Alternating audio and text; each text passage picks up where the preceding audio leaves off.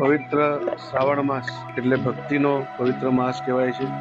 ભગવાનની પ્રાર્થના કરીને આપણે ભગવાન પાસે આશીર્વાદ માંગતા હોઈએ છીએ। દર વર્ષની પરંપરાની માફક જ આ વર્ષે પણ શ્રાવણ મહિનામાં વડોદરા મ્યુનિસિપલ કોર્પોરેશનમાં આવેલી શાસક પક્ષના નેતાની ઓફિસમાં સત્યનારાયણ ભગવાનની કથાનું આયોજન આજે ધામધૂમથી કરવામાં આવ્યું। સૌ કાઉન્સિલરશ્રીઓ, પદાધિકારીશ્રીઓ, સૌ કાર્યકર્તાઓ આ કથામાં ઉપસ્થિત છે। ભગવાનને આપણે પ્રાર્થના કરીએ કે આવનારું વર્ષ શહેરીજનો માટે સુખમય, શાંતિમય, આરોગ્યમય બને એવી પ્રભુના શ્રી ચરણોમાં આપણે પ્રાર્થના કરીએ છીએ। આપણી ભારતીય સંસ્કૃતિ અને ધાર્મિક પરંપરા અને તેમાં અતિ પવિત્ર પાવન એવા શ્રાવણ મહિનાનો સમય વર્ષોથી વડોદરા મહાનગરપાલિકામાં આ પ્રણાલિકા પણ રહી છે। અહીંયા જે પણ બોર્ડ બેઠું હોય, પરંતુ ભૂલ્યા વગર જેટલા પણ પક્ષ હોય, આ દરેક પક્ષ પોતાની જે કોર્પોરેશનમાં ઓફિસ આવી છે ત્યાં ભગવાન શ્રી સત્યનારાયણની પૂજા આરાધના કરતા હોય છે અને આ પૂજા દરમિયાન સમગ્ર શહેરના પ્રત્યેક નાગરિકની સુખાકારી માટે, સમૃદ્ધિ માટે, એમનું